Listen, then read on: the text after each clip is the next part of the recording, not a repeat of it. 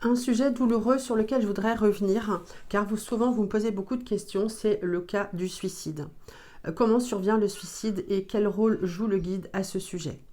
Alors, l'âme avant de s'incarner choisit trop d'épreuves, croyant qu'elle sera vite débarrassée du parcours terrestre. Mais le guide dit non, attention, ça va être trop difficile pour toi, il vaut mieux pas que tu y ailles, il y a trop d'épreuves.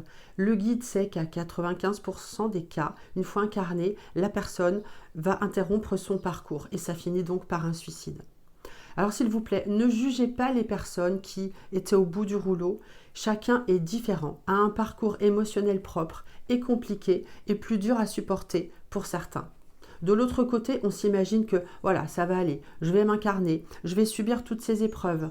On croit dépasser tout ça facilement, mais une fois incarné, eh bien c'est beaucoup plus lourd et le contexte émotionnel est vraiment compliqué, plus lourd sur Terre.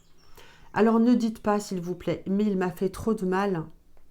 Pensez à celui ou celle qui a interrompu son contrat et qui va devoir se pardonner de l'autre côté. Il y a un vrai travail à faire parce qu'il ne peut pas revenir en arrière. C'est trop tard. Il va falloir qu'il se réincarne dans une autre vie et qu'il fasse un travail de l'autre côté pour déjà, il va voir votre douleur, il va s'en vouloir.